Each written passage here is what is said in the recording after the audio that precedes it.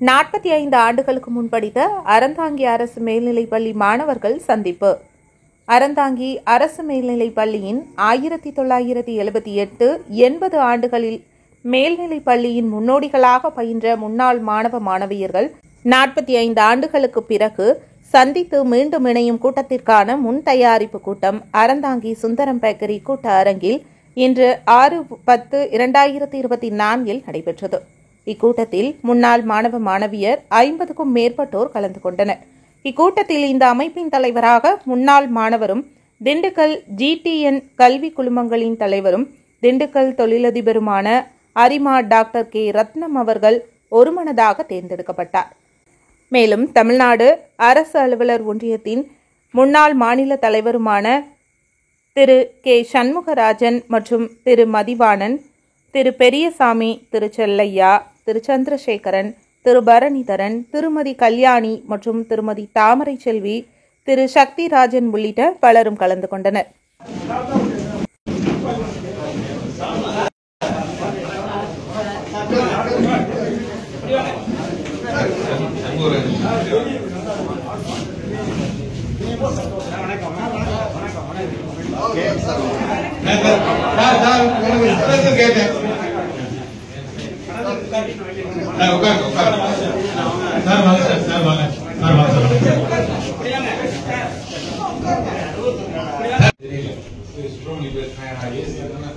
எப்படி சார் உங்க நம்பர் எடுத்து அப்படின்னு நான் குரூப்ல பார்த்தேன். நம்ம கூட படிச்சவர் தானே என்ன எனக்கு தெரியல. எப்படி இருந்தா நம்ம சமஸ்டே வரமாட்டேங்குது அப்படின்னு சொல்லி நான் சுப்பிரமணியம் நான் கூப்பிட்டதே இல்லை. கணேசன் நிறைய நம்ம பொன்பேசி மணிடா மணியும் கூப்பிட்டுலாம் பழக்கம். சுப்பிரமணியம் சொல்ல தெரியல. அதான் நம்ம கல்யாணம் நம்ம ஜனார்தன் சார் ரவிட்டையும் நான் பேசினேன். ரொம்ப சந்தோஷப்பட்டேன். பெரிய விழாவுக்கு நிறைய சொன்னேன். சென்னையில் இருக்காப்புல மேக்சிமம் நிறைய நண்பர்கள் அங்கே சென்னையில தான் இருக்கோம். நாங்களும் சென்னையில் அங்கே ஒரு ரீயூனியன் போட்டுக்கலாம். உங்களையும் நாங்கள் எல்லாரும் அழைக்கலாம். நீங்களும் சென்னைக்கு ஒரு முறை வந்துட்டு போற மாதிரி வாங்க. அந்த அளவில் இந்த விழாவில் இந்த இடத்துல இந்த நிகழ்வுல கலந்து கொண்டது வந்து எனக்கு மிகப்பெரிய மகிழ்ச்சி தெரிகிறது. இது ஒரு ரீ எனர்ஜி. நம்ம சொன்ன மாதிரி பெரியசாமி சொன்ன கருத்தை நான் ஏற்க மாட்டேன். இந்த போனஸ் கிஃப்ட்டுக்கெல்லாம் நம்மளுக்கு அதெல்லாம் கிடையாது. நம்ம வந்து வாழ்க்கையை வந்து நம்ம அனுமதிச்ச காலம் வரை வந்து நம்ம ஜாலியா இருந்துட்டு போக வேண்டியதான். நம்மளை நோக்கி இருக்கணும். நம்ம இதை பத்தி கவலைப்படாம எதை நோக்கி நகரணுமோ அதை நோக்கி நகர்ந்து போயிட்டே இருக்கணும். சும்மா சுற்றி இருக்கிறத பத்தி கவலைப்படாம, பின்னால பத்தி பேசுறத பத்தி கவலைப்படுறாங்க, முன்னால வந்து நம்ம இது பண்ண கவலைப்படாம காத்துட்டு இருக்கணும். அதை பத்தி கவலைப்படாம பாட்டு போயிட்டே இருந்தா நம்ம வந்து அந்த இலக்கை அடைய முடியும். அதனால வந்து நம்ம இருக்கிற காலத்துல இந்த ஒரு 44 ஆண்டுகளுக்கு பிறகு நம்ம சேர்ந்தது வந்து ஒரு மிகப்பெரிய இறையருள் தான். அதை வந்து மாற்றுறதுக்கு கடமை. இப்படி சேரணும்னு ஏதோ ஒரு நிர்பந்தம் இருக்கு. ஏதோ ஒண்ணுதான் நம்ம சேர்ந்திருக்கோம். அதை நம்ம மனசுல வச்சு ஏதோ ஒண்ணு பண்ண போறதுக்காக நம்ம சேர்ந்திருக்கோம். இதெல்லாம் இப்படி ஒரு வாய்ப்பு கிடைக்காது.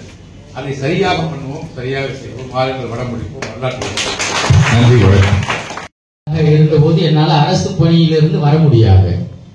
கடைசியில 2 ஆண்டுகள் இருக்கும்போது அது வந்து அரசு கல்லூரியாக மாறிவிட்டது.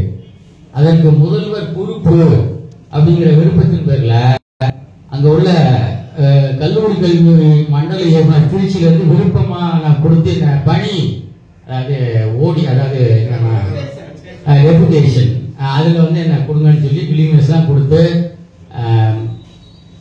கல்வி அமைச்சர் அலுவலகத்திலிருந்து எனக்கு நண்பர் காரைக்குடி அழகப்பா பல்கலைக்கழக முயற்சியின் மூலமாக நான் வந்து அறிவாயிருக்கேன். நாங்க அடுத்த நாள் இன்னொருத்தர் அப்பாயின்மெண்ட் ஆனாங்க, என்னுடைய சீனியரா. அதனால என்னுடைய விருப்பம் நிறைய போய்விட்டது. கல்லூரி கல்வி நம்ம கல்லூரியில வந்து ஒரு முதல்வர் பொறுப்பா இருக்கலாம் அப்படின்னு அந்த மாதிரி நிறைய விஷயம் சொல்லிட்டே போலாம். அதுக்கு இல்லைன்னா கூட சில விஷயம் சொல்லித்தாங்க. நான் வந்து மிகச்சிறிய ஒரு கிராமத்துல, இப்போ எதுக்கு சொல்லுங்கன்னா தேச வரைபடத்தில் தேடினாலும் கிடைக்க ஊருன்னா இப்ப கூகுள்ல போட்டு பார்த்தா எங்க ஊர் பேர் வருது. நாங்க திருச்சியில இருந்து கூகுள் டிரைவ்ல போய் எங்க வீட்டு வரைக்கும் போய் பார்த்தோம். திருச்சியில உட்கார்ந்துட்டு டிரைவ், இந்த ரூட்ல போ, லெப்ட்ல போ, ரைட்ல போ, மேல போ, கீழே வாங்கலாம் இருக்கும்ல. அந்த மாதிரி ஒரு ஊர்ல இருந்து தான் நான் வந்து அறந்தாங்கிக்கு படிக்க போனேன். அறந்தாங்கி பிற நிகழ்வு எல்லாம் தேவை. அதுதான் நம்ம அதிக மகிழ்கிறோம், புகழ்கிறோம். அறந்தாங்கில வந்து படிக்கும்போது நான் வந்து ரொம்ப அமைதியான மாணவர் தாமரை செல்வி, முனீஸ்வரி, கலைவாணி பங்கிருக்காங்க. எங்க வகுப்பு தோழியர் இருப்பாங்க, எல்லாரும் சொல்லுவாங்க. அதனால முத்துவீரப்பன் நாங்கெல்லாம் இப்போ இவர்களுடைய டெஸ்க் மேட்ச் சொல்லுவார். நீங்க +1 +2ல இருந்து ஆரம்பிக்கிறீங்க. நான் கொஞ்சம் 7வதுல இருந்து வர்றேன். எனக்கு சொந்த ஊர் அறந்தாய்க்கும் புதுக்கோட்டைக்கும் இடையில இருக்க முத்துப்பட்டினம் அப்படிங்கிற ஒரு சின்ன கிராமம். என்னுடைய திருமணத்திற்கு ஆயிரக்கணக்கான நண்பர்கள் வந்திருக்கின்ற பொழுது அப்ப கேட்டாங்க, ஏண்டா 3 வீடு இருந்தா அதுக்கு பேர் முத்துப்பட்டினமா அப்படின்னு என்னுடைய நண்பர்கள் கேட்டாங்க. அதனால் எனக்கு பேசிக்கா ரியல் எஸ்டேட் தொழில். அந்த அடிப்படையில் பார்க்கல ஒரு இடத்துல பேர் வச்சிருக்கேன். அங்க 30,000 வீடு இப்போ உருவாயிருக்கு. அந்த இடத்துல ஒரு நகரமே கிட்டத்தட்ட உருவாயிருக்கு. அது கேட்டா லைஃப் ஸ்டைல் அப்படி என்ன எனக்கு கிடைக்கலையோ மக்களுக்கு கிடைக்கணும். அந்த அடிப்படையில் முத்துப்பட்டினத்துல இருந்து என்னுடைய தாய் மாமா இங்க ஆவன்பேட்டையில இருக்காரு. இவங்க பத்மாவுக்கு நல்லா தெரியும், தங்கராஜ் தெரியும். அந்த அடிப்படையில் நான் 7வது குலாத்திலிருந்து இங்க ஆவணத்தை பூவை மாநகர்ல படிச்சேன். 7வது SSLC வரைக்கும் படிக்கல. 7வதுல 2 வருஷம், +2ல 2 வருஷம் மாதிரி 7வது 2 வருஷம். காரணம் நம்ம எடுத்த இங்க ஒரு 300 பேர் உடனே எனக்கு ஒரு பெரிய அந்த அட்மாஸ்பியரை பார்த்த உடனே பயந்துட்டேன். எப்ப பின்னாடி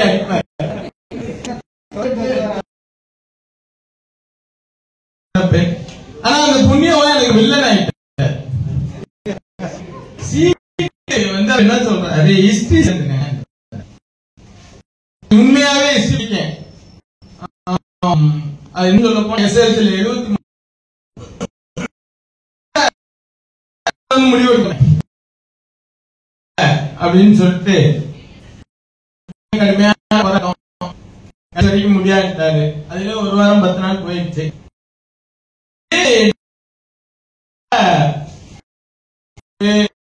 சுப்பிரமணியன் பையன் ரவிச்சந்திரன் இவங்க 10 நாள் வந்து போனதுலயே பழக்கம். இப்படி பழக்கத்துல கொள்கையும் சொல்றோம். ஏப்பா அந்த ஆள் கேட்க மாட்டாயா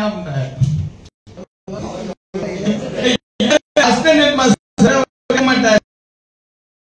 அப்புறம் அவர் போய் நேரடியா எங்க கையில பிடிச்சிட்டு போய் கேட்டார்.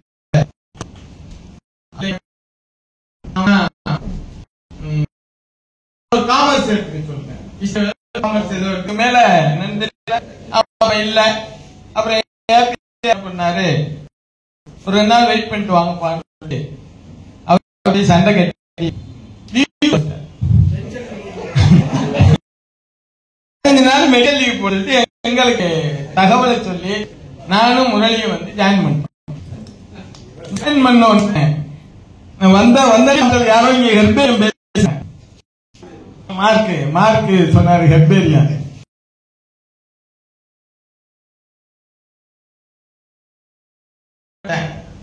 அடிச்சுட்டு தான் நிறுத்துவேன். அப்படி பேசிய நான் +2 படிக்கையில எப்படினோ அதே மாதிரி திணறி உங்களை எல்லாம் பார்த்த உடனே என்ன பேசுது, எதை சொல்வது, எதை விடுறது அப்படிங்கிறது நான் வாழ்க்கையில புரிந்து கொண்ட ஒரு விஷயம் என்னவென்றால், சின்ன வயதுல ஆசிரியர்கள் என்ன சொல்றாங்களோ அதுதான் வாழ்க்கையில நடக்கும். என்னை பொறுத்தவரை நம்முடைய சார் தலையெழுத்துன்னு நினைக்கிறார் சொல்றாரு. அதை தாண்டி அந்த எழுத்தை தீர்மானிப்பவர்கள் ஆசிரியர் பெருமக்கள். காரணம் சோமநாதன், VS எல்லாம் என்ன சொல்லுவாங்க, அவங்கள பார்க்கையிலே பாசிட்டிவா தான் பார்ப்பாங்க, பாசிட்டிவா தான் சொல்லுவாங்க. அப்படி வரையில அதெல்லாம் கடந்து வந்த பிறகு அதன் பிறகு இதை நாங்க டாக்டர் கனவே ஆகல. அப்புறம் என்ன பண்ண, நம்ம மாட்சிமேட்டை இங்க மன்னர் கல்லூரியில போய் ஒரு 11 நாள் BSc கெமிஸ்ட்ரி ஜாயின் பண்ணேன். 11 நாள் படிச்ச உடனே நான் சொன்னேன், நான் என்ன காலேஜில் படிக்கிறதுன்னு சொன்னா நான் திருச்சி சென்ட் ஜோசப்ல படிக்கிறேன். இல்லைன்னா நான் படிக்க மாட்டேன்னு சொல்லி அதுக்கிடையில எந்த சீட் கிடைக்கல, அக்ரி கிடைக்கல. பிஎஃப்எஸ்சின்னு ஒரு கோர்ஸ் பிஷரிஸ் பத்தி படிக்கிறது அது கிடைச்சிச்சு. நீங்க எங்க போய் பிடிக்க போறதுன்ட்டு வேணான்னு சொல்லிட்டேன். அதை விட்டு அதுக்கு பிறகு ஒரு அந்த காலத்துல எம்ப்ளாய்மெண்ட்ல வந்து உங்களுக்கு எல்லாம் தெரியும், பதியனும் நம்பர்லாம் கொஞ்சம் முன்ன பின்ன இப்ப மாதிரி கம்ப்யூட்டரைஸ்டு கிடையாது, இல்ல உல்டா பண்ணலாம். ஆமா, எனக்கு வந்து அதுக்கு பிறகு 83 இந்த சர்வே இன்டர்வியூ, அந்த இன்டர்வியூல போய் போனோம்னா 3000 ரூபாய் கேட்டாங்க இங்க உத்தியோகம் கொடுக்கறதுக்கு. அப்ப எஸ்டிஎஸ் ரெவன்யூ மினிஸ்டர் அப்படி பேசி சொல்லி இருந்தோம். அவர் இல்ல அப்ப பெரியவளத்துல ஒரு பை எலெக்ஷன் நடந்துச்சு. இப்ப எம்எல்ஏ இருக்கா எஸ்டிகே ஜக்கையனோட அண்ணன் இறந்துட்டாரு. அந்த எலெக்ஷன்ல இதே எஸ்டிகே ஜக்கையன் எம்பியா நிக்கிறாரு. அந்த எலெக்ஷனுக்கு அவர் போயிட்டதுனால எங்களுக்கு வாய்ப்பு கிடைக்கல. அதன் பிறகு அவர் அங்க இருந்து வர்றாரு, நாங்கெல்லாம் போய் நிக்கிறோம். என்னன்னு கேட்டோன்னா வருது சொல்றாரு. அதுக்கு பிறகு அவரு அன்றைக்கு இருந்த முதலமைச்சர் மரியாதைக்குரிய நம்முடைய எம்ஜிஆர் அவர்களிடம் பேசி எங்களுக்கு தனியா திருமயத்தில் ஒரு தனி ட்ரைனிங் சென்டர் ஆரம்பிச்சு எங்களுக்கு ட்ரைனிங் கொடுத்து போகையில தமிழ்நாட்டில் பெரும்பாலான இடங்கள்ல வேலை வாய்ப்பு கிடைக்கும். அதாவது எங்களை அப்பாயின்மெண்ட் போடுறதுக்கு இடம் இல்லை, ஏன்னா எங்களுக்கு எக்ஸ்ட்ரா 42 பேர் கொடுத்ததுனால அதற்கான வாய்ப்பு கிடைக்கவில்லை. அப்புறம் என்ன பண்றாங்க, ஒரு தமிழ்நாடு முழுக்க ஒரு லிஸ்ட் வாங்கி ஊருக்கா ஸ்கேட்டடா 10 பேரா 5 பேரா 42 பேரையும் தமிழகத்தில் இருக்கக்கூடிய பல்வேறு மாவட்டங்கள்ல, அதுல குறிப்பா மதுரை மாவட்டங்கள்ல திண்டுக்கல்ல நமக்கு அட்ஜாயினிங் டிஸ்ட்ரிக்ட் அப்படிங்கிறதுனால திண்டுக்கல் கேட்டு வாங்கி ஜாயின் பண்ணி தொடர்ச்சியா வேலை பார்த்தோம். வேலையை பார்த்துட்டு 31/3/2009 11/11/83 போனோம் பணிக்கு. அப்படி போய் இப்ப வேலை பார்க்கையில நாங்க நினைச்சிட்டோம் இந்த மாதம் 1ஆம் தேதி ஆனா சம்பளம் வந்துடும் அப்படின்னு. அரசாங்கத்துக்கு இந்த ஜிஓ போடணும், எங்களுக்கு எதுவும் தெரியல. சரி ஏதோ வேலை பார்க்கிறோம் சம்பளம் வரும். முதல் மாதம் சம்பளம் வரலை, சமாளித்து விட்டோம். இருந்த கடியார முகத்தை விட்டோம். 2வது மாதம் என்னென்னவெல்லாம் விட்டணுமோ கட்டை, ஒரு அளக்குறதுக்கு ஒரு நேர்கோண கட்டை ஒண்ணு இருக்கும், அதுவும் செயினை மட்டும் விற்கல. பாக்கி எல்லாத்தையும் பேண்ட் சட்டை வரைக்கும் வித்துருக்கோம். அப்புறம் அது முடியல, நிறைய வேலை பண்ணோம். அப்ப அதான் நான் பொய் சொல்றது இல்ல, உண்மையை அளவா சொல்லுவேன்னு சொல்றேன்ல. அப்ப என்ன பண்ணோம், இன்னைக்கு இருக்காரு புதுக்கோட்டையில ஒரு நண்பர் எங்களோட ட்ரைனிங் மெட்டுக்கு கனகராஜ். அவர் அப்ப வேஸ்ட் கட்டுவார், நாங்களாம் பேண்ட் சட்டை, அவர் வேஸ்ட் கட்டுவார். நல்ல கதர் வேஸ்ட். பஸ் ஸ்டாண்ட்ல ஒரு லாட்ஜ், அதுல மாடியில தங்கியிருக்கோம். 7 ரூபா வாடகை, 7 பேர் தங்கியிருக்கோம். 7 ரூபா ஒரு நாளைக்கு வாடகை, அதுல 7 பேர் தங்கியிருக்கோம். அதுல 15 நாள் வாடகை தான் கொடுப்போம், 15 நாள் இப்படி இப்படி தங்கி இருக்கையில என்ன பண்ணோம், அவரு கொஞ்சம் கைரேகை பார்ப்பாரு. இது மாதிரி நிறைய வேலை பண்ணோம். அது ஒரு லிமிட்டான விஷயம் மட்டும் அவர் கைரேகை பார்ப்பாரு. அவர் வச்சு அதுல எழுதி ஒரு பக்கம் மூலையில பஸ் ஸ்டாண்ட்ல தொங்க விட்டோம். இங்கே பிரபல கைரேகை கராஜ் தங்கியுள்ளார், கனகராஜ கராஜ் நாக்கி தங்கியுள்ளார்னு போர்டு போட்டு. துர்ராஜனனுக்கு தெரிய வாய்ப்பு இல்லை. அவர் என்னை 90 நான் 83 அதுக்காகத்தான் சொன்னேன். அவர் 90 வந்தாரு, நான் 83 திண்டுக்கல் போயிட்டேன். அப்ப கராஜ் தங்கியுள்ளார். என்னென்ன பிரச்சனை வரும்னா, நாங்க வரிசையா கீழே நிப்போம். 7-8 பேர் இருக்குமே பட்னி கூட்டம். வரிசையா நின்று வர்றவனை எல்லாம் என்ன எதுன்னு தெரியாத மாதிரி கேட்டுக்கிட்டு இருப்போம். அவன் மாடு காணா போச்சுன்னு சொல்லுவான், பொம்பளை பிள்ளை இன்னொரு பையனை கூட்டு போயிடுச்சுமா, என்ன குடும்ப பிரச்சனை இருக்கோ அதெல்லாம் வரும். அப்ப துண்டு சீட்ல எழுதி மேல அனுப்பிடுவான், இந்த மாதிரி வார ஆளுக்கு இந்த பிரச்சனை அப்படின்னு. கைரேகையை பார்த்து மூஞ்சிய பார்த்து அவர் சொன்ன உடனே அவன் 10 ரூபா கொடுக்கலான்னு வரவன் 100 ரூபா கொடுப்பான். அதை வைத்துக் கொண்டு ஒரு மாதங்கள் காலத்தை ஓடும். இது கற்பனை கதையில என்னோட வேலை பார்த்தவங்க எல்லாருமே பெரும்பாலானவர்கள் இன்றைக்கும் இருக்கிறார்கள். எல்லாருமே நல்லா இருக்காங்க. அப்படிதான் வாழ்க்கைங்கிறது. கரெக்டா ஞாபகம் எல்லாம் செல்வியாருன்னு யாரும் எழுதி கொடுத்தாங்கன்னு தெரியல. அந்த நம்ம ஆட்டோகிராஃப் வாங்குவோம்ல, அந்த ஆட்டோகிராஃப்ல எழுதின வார்த்தைகள் ரொம்ப ஆழமான. Life is not rose, it is full of thorns அப்படி எழுதினாங்க. அந்த வார்த்தை அப்பதான் அர்த்தம் தெரிஞ்சு. பிச்சை எடுக்கலை, இன்னும் இழிவான வேறு எந்த சொல்லையும் பண்ணல. நிறைய கஷ்டம். யாராவது ஏதோ ரத்தன நம்மளோட படிச்சவர் நல்லா இருக்காருன்னு சொன்னா, என்னை பொறுத்தவரை இயற்கை, நான் நம்பக்கூடியவன், இயற்கை, இறைவன், என்னுடைய கடுமையான திட்டமிட்ட உழைப்பு. இன்றைக்கும் நான் 1 மணிக்கு இடையில படுக்கிறது இல்ல, காலைல 5:30 6க்கு மேல தூங்கினது இல்ல. அந்த அளவுக்கு மிக கடுமையான உழைப்பு. வேறு தொடர் முயற்சிகளால் அதான் 31/3/2009 எனக்கு விஆர்எஸ் கொடுக்க எலிஜிபிலிட்டி இருந்தும், அந்த 31/3/2009 என் மனைவி பேர்ல பல்வேறு தொழில்களை செஞ்சதுனால கிட்டத்தட்ட அப்பவே வருஷத்துக்கு நான் கிட்டத்தட்ட ஒரு 1.5 கோடி அளவுக்கு இன்கம் டாக்ஸ் பர் இயர் கட்டுறேன். அதனால பென்ஷன் வேணான்னு சொல்லி எழுதி கொடுத்துட்டேன். 31/3/2009 எழுதி கொடுத்துட்டு, அதுக்கு பிறகு பல்வேறு விதமான பணிகளையும் தொழிலையும் செய்து எனக்கு தெரிந்தவரை நேர்மையா, மற்றவங்களுக்கு அது எப்படி தெரியலாம். அதே போல ஒரு சொன்ன மாதிரி தமிழகத்தில் நம்ம காலத்துக்கு பிறகு புரட்சி தலைவர் எம்ஜிஆர் முதலமைச்சராக இருக்கின்ற பொழுது நான் நேரடியாக பார்த்திருக்கிறேன், பேசியிருக்கிறேன். ஆனால் அவரோடு எனக்கு எந்த தொடர்பும் இல்லை. அதற்கு பிறகு மரியாதைக்குரிய நம்முடைய தமிழகத்தினுடைய முன்னாள் முதல்வர் கலைஞர், அதன் பிறகு மரியாதைக்குரிய நம்முடைய அவர் சொன்னதை போல அந்த அம்மா ஜெயலலிதா அம்மா அவர்கள், இன்றைக்கு இருக்கக்கூடிய முதல்வர், இவர்களோடு எல்லாம் ஒன்றுக்கு ஒன்று நேரடியாக பேசி பகிர்ந்து கொள்ளக்கூடிய நல்ல வாய்ப்புகளை எல்லாம் பெற்றிருக்கக்கூடிய அளவில் நம்முடைய வாழ்க்கை நிறைவாக மகிழ்வாக இருந்திருக்கிறது. உண்மைகளையும் யதார்த்தங்களையும் சொல்லக்கூடிய சந்தர்ப்பமும் வாய்ப்பும் கிடைக்கவில்லை. அப்புறம் இந்த எண்ணம் எனக்கு எப்ப வந்தது அப்படின்னு சொன்னா, நான் 2009 ஜிடிஎன் கல்லூரி என்று இன்றைக்கு தமிழகத்திலே மிகப்பெரிய கல்லூரிகள் ஒன்றாக இருக்கக்கூடிய அந்த கல்லூரியினுடைய சிஇஓவாக பொறுப்பெடுக்க வேண்டிய ஒரு நிலையில, ஏன் அதையும் பொறுப்பெடுத்தேன்னா, ஒரு உதாரணமா நான் அங்கே ஒரு பட்டமளிப்பு விழாவுக்கு நண்பருடைய மகனோட பட்டமளிப்பு விழாவுக்கு சென்றேன்.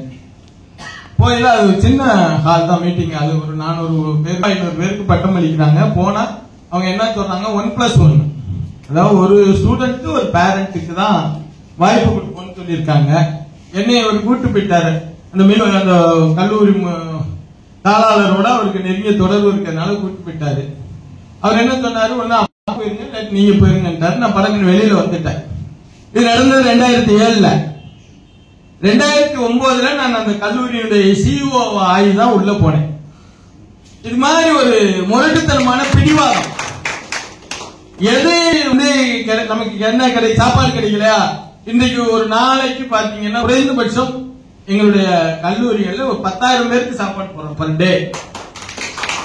ஏன்னா எனக்கு என்ன, நான் பட்டினி பல நாட்கள் பட்டினி கிடந்திருக்கேன். அதனால அந்த இன்டென்ஷன். அதே மாதிரி இங்க இந்த KRS ஒரு பஸ் போகும், அது நான் என்னோட தான், எங்க வீட்டுக்காரி பேர்ல இருக்கு. அந்த பஸ் என்னன்னா, அந்த பஸ் ஒரு காலத்துல இல்ல ஏதோ இல்ல அதுவும் இல்ல, நான் சொல்றேன் ஏதோ இல்ல நான் வாங்கினது பிஎல்ஐ வாங்கினேன். ஆனா அதுக்கு முதல்ல ஏதோ ஒரு பேர்ல இருந்தது அந்த டைமிங் அந்த பஸ். அப்ப இன்றைக்கு என்னுடைய நண்பராகவும் என்னுடைய உறவினராகவும் பார்ட்னராக இருக்கக்கூடிய ராமச்சந்திரனோட பெரியப்பாவும் நானும் பஸ்ஸுக்கு நிக்கிறோம். என்ன பண்ணிட்டாங்க, நான் ஒரு சின்ன பையன், ட்ரௌசரு, அழுக்கு சட்டை, அவர் இதே மாதிரி வெள்ளை வெட்டி வெள்ளை சட்டில இருப்பாரு. நிறுத்தி அந்த ஊர்ல அவரை ஏத்திட்டு என்னை இறக்கி விட்டு போயிட்டாங்க. நான் வேலைக்கு போய் அல்லது நான் நல்ல ஒரு ஏர்ன் பண்ணி ஒரு பஸ் வாங்குற நிலை வந்தவுடன் நான் வேற எந்த பஸ்ஸையும் வாங்கல. எந்த டிரைவரும் கண்டக்டர் என்னை இறக்கி விட்டானோ அந்த பஸ் தான் வாங்கினேன். அதுக்கு பிறகு இப்ப 7 10 பஸ் வாங்கினேன், அதெல்லாம் வித்துட்டேன், வேண்டாம் அப்படின்னு. அது ஒன்றும் பெருசா பிரயோஜனம் இல்லைன்னு வித்துட்டோம். ஆனா அந்த பஸ் மட்டும் இப்போ வரைக்கும் இருக்கு. அந்த பஸ்ஸுக்கு 3 கண்டிஷன் இருக்கு. கட்டக்குறிச்சி எங்க மாமனார் ஊரு, அங்க நிக்கணும். முத்துப்பட்டினம் என்னோட ஊரு, அங்க நிக்கணும். அப்படி பக்கத்து ஊரு, அங்க நிக்கணும். நிக்கணும்னா எல்லா பஸ்ஸும் நிக்க, ஆள் ஏறினாலும் இறங்கினாலும் ஏறாட்டியும் இறங்காட்டியும் நின்றுட்டு தான் போகணும். அது கண்டக்டர் டிரைவர் அது ஏன்னு கேட்டாங்க. காரணம் கேட்காத, அந்த பஸ் எனக்கு இதுதான் ஆகுது. ஒண்ணு கட்டுமாவடியில மீன் வாங்கிட்டு வருவாங்க, இல்லைன்னா இந்த 3 ஊர்லயும் அந்த பஸ் நின்று போகணும். அது என்னன்னா ஊருக்காரங்க எல்லாம் பஸ் சொல்றாங்க, நிறுத்தாம போறாங்க. அப்படி இந்த 3 ஊர்ல யாராவது பஸ்ஸுக்கு டிக்கெட் எடுக்காட்டியும் அவங்கள கண்டிப்பா இறக்கி விட்டு போகணும். டிக்கெட் எடுக்காட்டி கூட இதெல்லாம் கண்டிஷன். பஸ் வாங்கின உடனே கொஞ்ச நாள்ல இந்த கண்டிஷன் எல்லாம் போட்டோம். இது மாதிரி ஒவ்வொரு விஷயமும் என்னுடைய மனதில் பட்ட, நான் என்ன கஷ்டப்பட்டனோ. முத்துப்பட்டினத்துல முன்னாடி நிக்காது, இந்த பஸ்மே நிக்காது. எனக்கு வர தெரிஞ்சு இப்பதான் நான் ரொம்ப நாள் வெளியே போயிட்டு வந்த பிறகு இப்பதான் முத்துப்பட்டினத்துல அதுக்கு பிறகு மத்த பிரைவேட் பஸ் நிறுத்துறாங்க. முன்னாடி நிறுத்தவே மாட்டாங்க. ஒரு சூழ்நிலை, அதாவது வாழ்க்கையில நமக்கு என்ன கிடைக்கலையோ. ஆனா இன்னைக்கு ஒரு ஆன்சர் சொல்லிட்டீங்க. முத்துப்பட்டினத்துல எப்படி அந்த பஸ் நிக்குதுன்றது, நிக்காம போன பஸ் ஏன் நிக்கிறேன். அது அதை போல பல கருத்துக்களை குறிப்பா எனக்கு அந்த காலேஜ் எதுக்கு சொல்ல வந்தேன்னா, 2010 நான் பொறுப்பெடுத்து 2009 பொறுப்பெடுத்து 2010 பொறுப்பெடுத்த பிறகு நான் சிஇஓ வாழ்க்கையில எந்த விதமான நிர்வாக சம்பந்தப்பட்ட நடவடிக்கையா இருந்தாலும் நான் தான் பர்மிஷன் கொடுக்கணும். அப்ப ஒரு நிர்வாக ரீதியா எனக்கு ஒரு தபால் வந்தது. இந்த கல்லூரியில 1967களிலே படித்த முன்னாள் மாணவர்கள் சந்திக்க வேண்டும் என்று விரும்புகிறார்கள். இதற்கு முன்பெல்லாம் அவர்கள் ஏதாவது நகரிலே இருக்கக்கூடிய ஒரு ஹோட்டல் அல்லது ஏதாவது பிரைவேட் இடங்களில் கல்யாண மண்டபங்களில் சந்திக்கிறார்கள். புது நிர்வாகம் வந்திருப்பதனால் நீங்கள் வாய்ப்பு கொடுப்பீர்களே, ஆனால் நாங்கள் கல்லூரியிலே இந்த நிகழ்வை நடத்துகிறோம் என்று எனக்கு அனுமதி கேட்டிருந்தாங்க. எனக்கு அதுக்கு முதல்ல அந்த மாதிரி ஒரு அமைப்பு இருக்கிறது பெருசா எனக்கு ஒன்னும் அந்த அளவுக்கெல்லாம் ஒன்னும் பெருசா அதை பத்தி தெரியாது. அப்ப நான் என்ன பண்ணேன், உடனே அவங்களை வர சொல்லி பேசுறேன். அவங்க சொன்னாங்க, நாங்க எந்த வகுப்பறையில் படித்தோமோ, எந்த மரத்தை கீழே உட்கார்ந்து சாப்பிட்டோமோ, இதையெல்லாம் நாங்கள் பார்க்கின்ற பொழுது எங்களுக்கு அந்த பழைய நினைவுகள் வரும். அதுல ஒருத்தர் இன்றைக்கும் அமெரிக்காவுடைய பென்டகன்ல தலைமை விஞ்ஞானியா இருக்கார், ராஜேந்திரன் சொல்லி. அவர் தான் என்கிட்ட பேசினார். அப்படி அந்த இடங்களை நாங்கள் பார்க்கணும், அதுதான் எங்களுடைய கடைசி கட்ட ஆசையாகவும் ஆவலாகவும் இருக்கிறது. அந்த வாய்ப்பை நீங்கள் ஏற்படுத்திக் கொள்ள வேண்டும் என்று கேட்டார். உடனே உடனடியாக அதற்கு அனுமதி கொடுத்ததோடு, அதற்கு பின்பு அந்த கல்லூரியில 64 ஆரம்பிக்கப்பட்ட கல்லூரியில கம்ப்ளீட்டா படிச்சவங்க லிஸ்ட் எல்லாம் எடுத்து முன்னாள் மாணவர் சங்கத்தை ஒரு பெரிய அமைப்பாக இங்கே ஏற்படுத்தி, இந்த மாணவர்களுக்கெல்லாம் நம்முடைய ஒவ்வொருவருடைய அவங்களுடைய தொலைபேசி அல்லது ஏதோ ஒரு எண்ணை தொடர்பு கொண்டு ஒரு அமைப்பை ஏற்படுத்தி, யாரு எப்போ வந்தாலும் நீங்க கல்லூரியில முன்னாள் மாணவர் சங்கம் நிகழ்வை நடத்தலாம், அதற்கு எந்த நேரமும் அனுமதி தரப்படும் என்று அதற்காகவே முன்னாள் மாணவர் சங்கத்துக்குன்னே ஒரு கூடம் ஒதுக்கி கொடுத்திருக்கேன். அப்பதான் எனக்கு தோணுச்சு, இவங்களுக்கெல்லாம் இந்த மாதிரி ஒரு உணர்வு இருக்கு, நமக்கு இதை பத்திய ஒரு விஷயம் தெரியலையே, நம்ம அதாவது உணர்வு ஒரு ஆசை இல்லாமலோ அல்லது தெரியாமலோ நம்ம இதை தவற விட்டு விட்டோம் என்று சொல்லி, கிட்டத்தட்ட 2010 அந்த ஆசை அனைமா நான் இன்னைக்கு நினைக்கிறேன், இன்னைக்கு நட்பு தினம். ஆமா, அந்த நன்னாளில் தான் அது நிறைவேறி இருக்கிறது. அதற்கு இடையில என்னன்னா, இந்த பூவை மாநகர்ல ஒரு தடவை நான் போய் பார்த்தா அங்க அந்த ஆர்ஓ பிளான்ட் எல்லாம் போட்டு கொடுத்தேன்.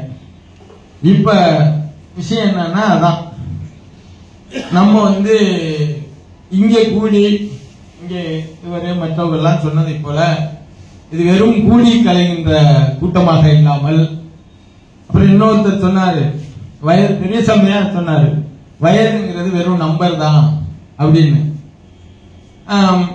நானும் கூட உங்களை எல்லாம் இன்றைக்கு சந்திப்பதற்கு முன்பு நம்ம தான் ஒரு 60 வயசு ஆயிடுச்சு, தாண்டிட்டோமே, போதும் நம்ம வாழ்க்கையில இனி ஏதோ ஓய்வு எடுப்போம் அப்படிங்கிற ஒரு நிலை தான், கிட்டத்தட்ட அந்த நிலை தான் காரணம்.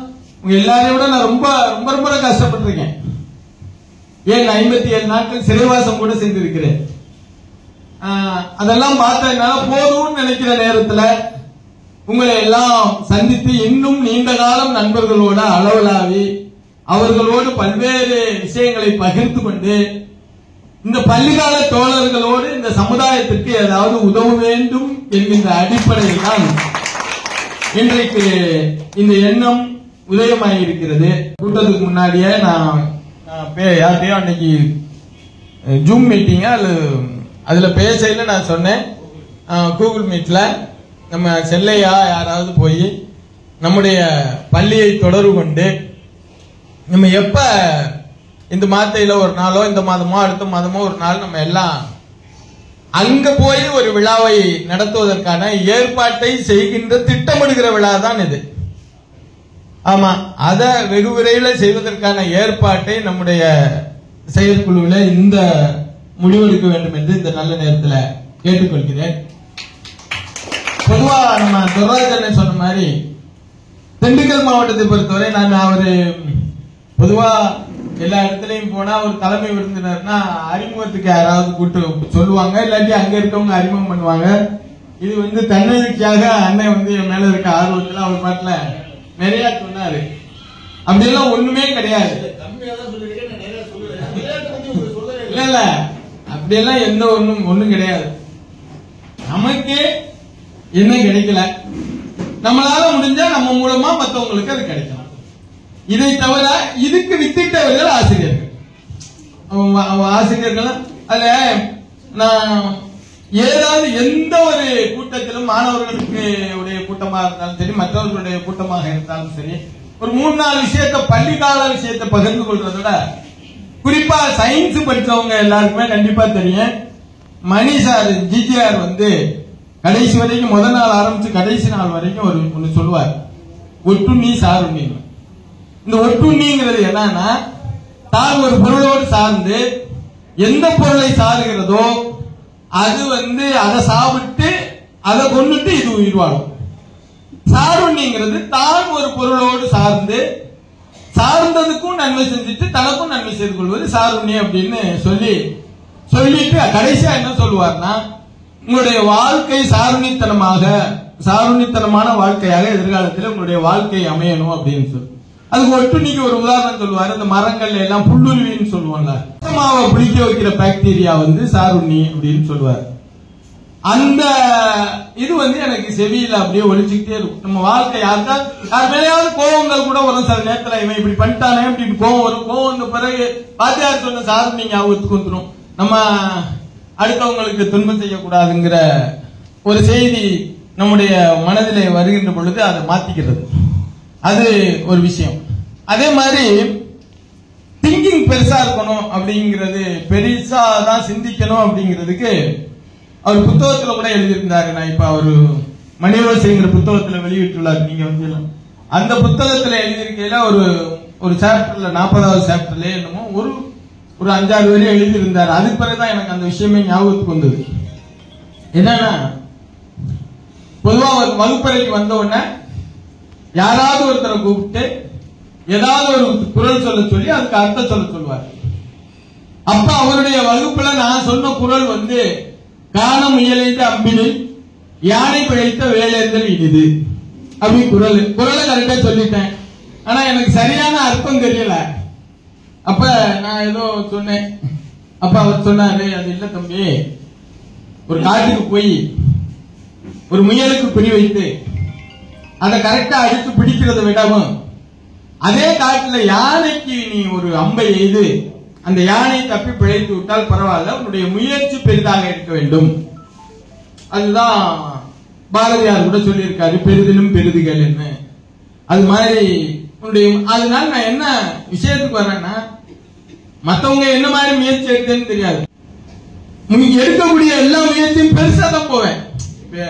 என்னால முடிஞ்சுன்னா நான் இன்னும் பெரிய விஷயங்களுக்கு தான் நான் முயற்சி செய்வேனே தவிர சின்னத்தனமான சின்ன விஷயங்களுக்கு அற்ப விஷயங்களுக்கு ஆசைப்படுறதே இல்லை.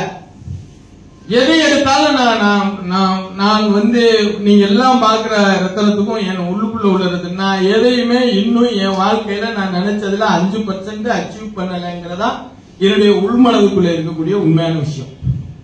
ஏன்னா எனக்கு ஒரு கற்பனை இருக்கும், இந்த உலக நாடுகளை பூரா ஒரு கொற்ற முறையில் ஆளணும்னு அலெக்சாண்டர் மாதிரி கூட நம்ம நினைச்சிருக்கலாம்.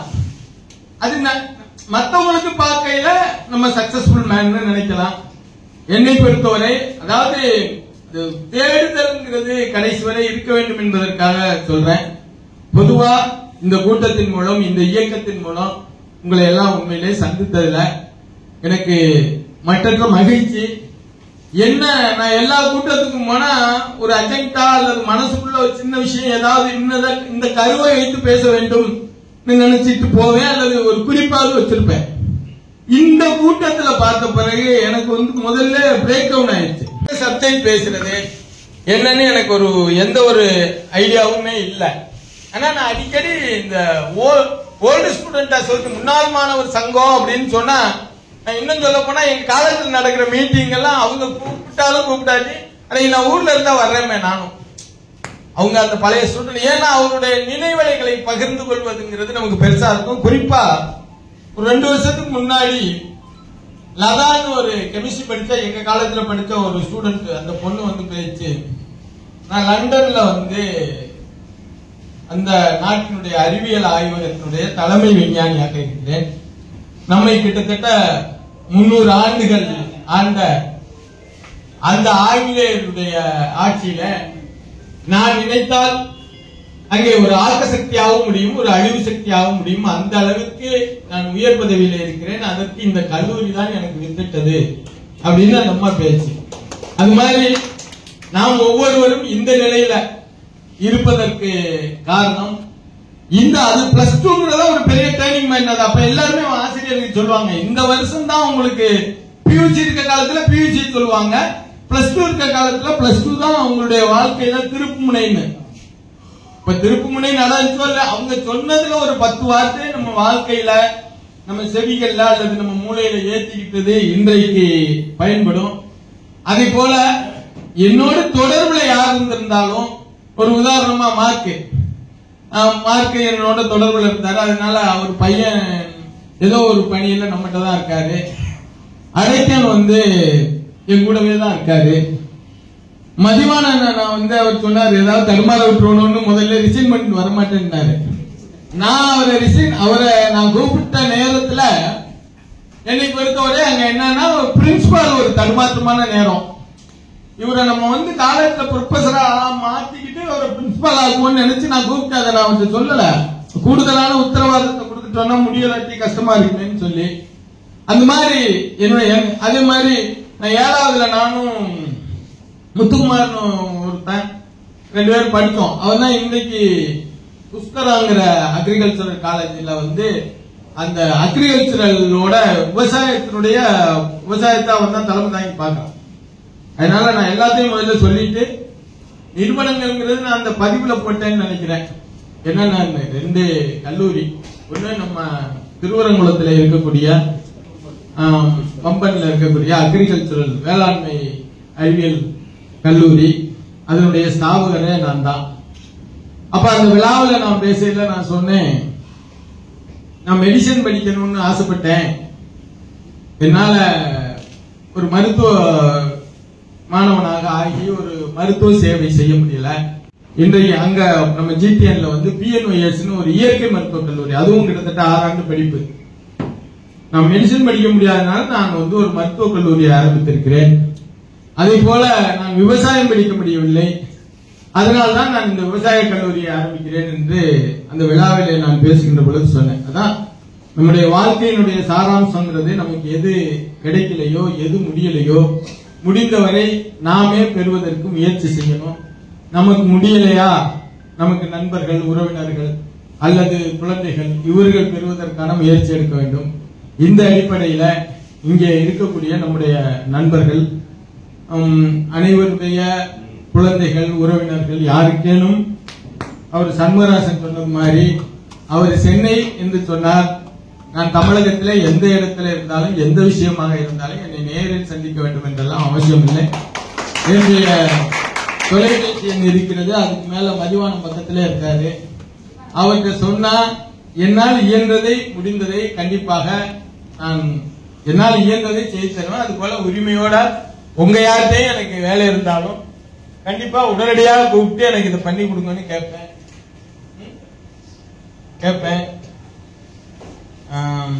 அதனால இந்த விழாவை குறிப்பா பாத்தீங்கன்னா சமீபத்தில் சென்னை ஐஐடியில ஒரு மீட்டிங் நடந்துச்சு. ஆகாய விமானத்தோட உதிரி பாகம் தயாரிக்கிற ஒரு தொழிலை செய்யக்கூடிய அமெரிக்காவில் சென்னை ஐஐடியில படித்த மாணவர் சிங்கிள் செக்ல 218 கோடி கொடுத்திருக்காரு ஐஐடி. ஆமா, ஒரு 40 ஆண்டுகளுக்கு முன்னால் படித்த ஒரு மாணவர் 218 கோடி சிங்கிள் செக்ல கொடுத்திருக்காரு. அது மாதிரி நம்ம தகுதிக்கு நம்ம படிச்ச அந்த பள்ளிக்கு கிட்டத்தட்ட நமக்கு வந்து எப்பவுமே இந்த குடும்பத்துல மூத்த மகனுக்கு நிறைய அந்த குடும்ப பொறுப்பு இருக்குன்னு சொல்லுவாங்க. அது போல நம்மை பொறுத்தவரை நம்ம அறந்தாங்கி அரசு மேல்நிலை பள்ளிக்கு நம்ம தான் முதல் தலைமகன் அல்லது தலைமகள். அந்த அடிப்படையில நமக்கு அந்த சமூக கடப்பாடு சமூக பொறுப்பு இருக்கு. அதை நம்ம மனசுல ஏற்றிக்கிட்டு மேக்சிமம் அங்க இருக்கக்கூடிய, ஏன்னா மற்ற பிரைவேட் ஸ்கூல்ல நிறைய வசதி வாய்ப்பு இருக்கவங்க எல்லாம் படிப்பாங்க. நம்மை போன்ற அடித்தட்டு மக்கள் தான் இங்க பெரும்பாலும் படிக்க வாய்ப்பு இருக்கு. அந்த பள்ளிக்கு சென்று அந்த ஆசிரியர்களையும் தலைமை ஆசிரியர் மற்றவர்களை எல்லாம் அணுகி அடிப்படையான குறைகள் அருமையா சொன்னாரு நம்ம ஜானி. அவர் என்ன சொன்னார், நம்ம லெட்ரின் பாத்ரூம் கட்டி கொடுக்கறதுல கூட பிரச்சனை இல்லை, கட்டி கொடுக்கறத மெயின்டைன் பண்ணணும்னாரு. அதே மாதிரி அதை நம்ம பார்த்து நம்ம கூடி கலைகிறது ஒரு புறம் இருந்தாலும் அதையெல்லாம் பார்த்து அந்த பள்ளிக்கு நம்ம என்னென்ன அடிப்படையான வசதிகளை முதலிலே செய்வதற்கான ஏற்பாடுகளை நீங்கள் திட்டமிட வேண்டும். அதுல என்னுடைய பங்களிப்பு அதிகபட்சமாக இருக்கும். நான் கண்டிப்பா நீங்க என்ன உங்க எல்லாரையும் பொறுத்தவரையும் மற்றவங்களுக்கும் உங்களுக்கும் என்ன வித்தியாசம்னா, என்னுடைய மனைவி மக்கள் கூட என்னோட கட்டளையிட முடியாது, ஆர்டர் போட முடியாது. ஆனா நம்முடைய வகுப்பு தோழர்கள் தோழிகள் நீங்க தான் ஆர்டர் போடலாம். அது அந்த உரிமை இந்த உலகத்துல என்னை பொறுத்தவரை உங்களுக்கு தான் இருக்கு. இது ஒண்ணு. ஒரு பேரமைப்பாக இந்த சமூகத்திற்கு ஒரு முன்மாதிரியான அமைப்பா இருக்கணும்னு நான் ஆசைப்படுறேன். அப்படி ஆசைப்படையில நம்ம வந்து ஒரு ஃபர்ஸ்ட் இயர்ல பாத்தீங்கன்னா ஒரு 200 to 250 நம்ம படிச்சிருப்போம் எல்லா குரூப்லயும். இன்றைக்கு இருப்பது ஒரு 200 பேர் அளவுக்கு இருக்கலாம். ஆனா நான் என்ன நினைக்கிறேன்னா 79-80 முதலாம் ஆண்டும் 2ஆம்